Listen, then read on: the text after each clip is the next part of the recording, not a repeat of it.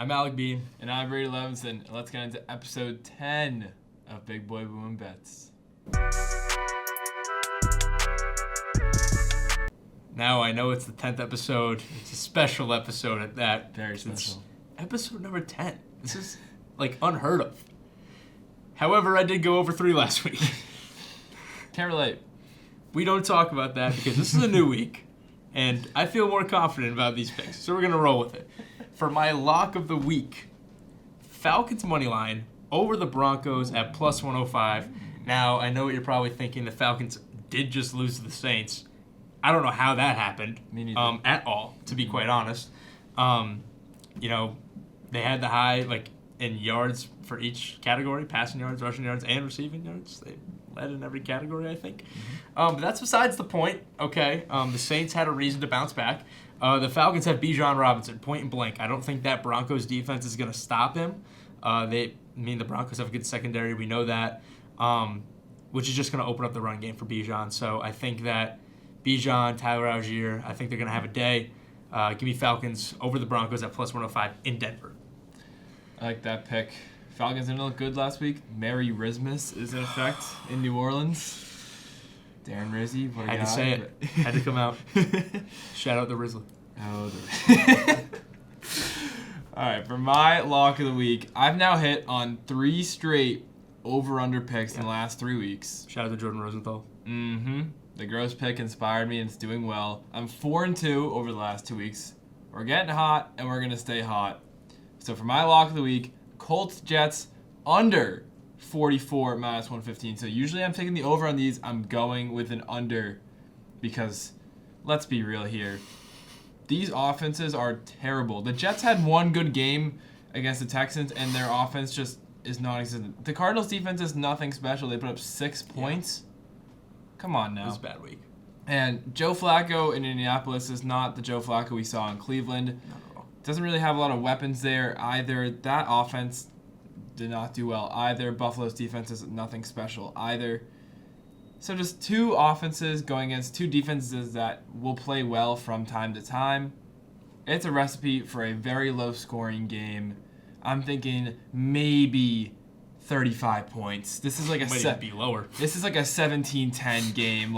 You put this game on, you leave it in the background, you do something else. Yeah. Because this is going to be abysmal. The under all the way, lock it in. Homework will be done during this game. It's going to be a disgusting game. So gross. Speaking of disgusting, for my next pick, my upset, I have the Pittsburgh Panthers of college football money line over Clemson at plus 290. Now, this pick is going to come as a shock. I know that the Panthers are on a 2-game losing streak. They just lost to unranked Virginia at home. Thanks. That's bad. That's real bad, right? But to me, that does not matter, all right? This Pittsburgh team was ranked in the top 20. Clemson's ranked 23 right now. I mean, just based on the ranking, Clemson isn't what they once were. They're both 7-2. Somehow makes the Clemson Tigers first in the ACC, but Pitt's 5th. I mean, that doesn't make sense, those rankings. I don't know. It's probably by points, something like that. But Pitt looked pretty good all year up until that game against SMU. Give me them over Clemson at plus 290. Some pretty steep odds there, but hey, you never know. Money talks. Money does talk. Now, for my upset of the week, I think I can officially say this. It's Steelers country. Let's ride. Yep, I like it. Russell Wilson has turned this offense around, and we already know how good that defense has been. Oh, yeah. My point's so strong. Jaden Daniels did not play well against that defense. And I don't think Lamar Jackson is going to play to his prime either. Give me the Steelers money line over the Ravens at plus 135. We're taking the Steelers for a 2nd straight week. Love it. And now the Ravens are a much, much better team than the Commanders. Arguably the AFC favorite. Them and Kansas City are up there. And they just had an amazing game, a shootout against the Bengals. But the Steelers defense is hot. The Steelers offense is hot. Mike Williams had the best first catch that you could ask for as a Steeler. George Pickens finally looks like that wide receiver 1 that he's been destined to be for a while now. And Honestly, I didn't think the Ravens' offense looked too great because the Bengals' defense is one of the worst in the league. Yeah. And now they get a turnaround. They play the Steelers' defense, who just there's so many playmakers on that defense. And now that the offense is finally starting to put it together, I think the Steelers are a really, really dangerous team in the AFC. A dark horse candidate, if you will. Love it. I like them over Baltimore this week. I love that pick. George Pickens. Mm-hmm. You are insane. I've seen a lot of clips about you the past few days. Mm-hmm. I'm not talking about your touchdown catches. That's not what I'm talking about. Speaking of touchdowns, I know my Garrett Wilson pick did not hit last week. Ignore that. All right? Ignore that pick. Forget it ever happened. Yep. Short-term memory. A.J. Brown anytime touchdown, plus 120 against the Commanders. This Commanders secondary has not looked great. All right? Not at all.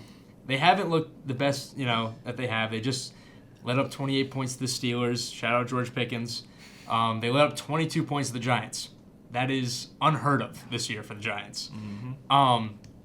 I think that A.J. Brown, he's due for a touchdown. It's been since, they played the Giants. Wow. It's been since October 20th. Been a while. It's been 3 weeks, coming up on 4. He had a phenomenal game last week, 5 catches, 109 yards. Mm-hmm.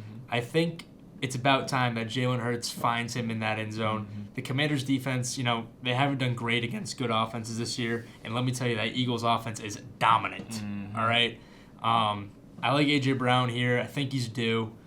So give me an anytime touchdown from him at plus 120 this week. Love that pick. A.J. Brown, I have you on my fantasy team. There we go. I also have George Pickens on that same fantasy team. Wow, so that's special. Very, very special. Drake London as well. Wow. Throw in Jaden Daniels. Jeez. I'm telling you, What this is it, a team, 10-man league? What is it? It's 10. Wow. Okay. It's Still. stacked. But for my wild card pick, haven't done this in a while.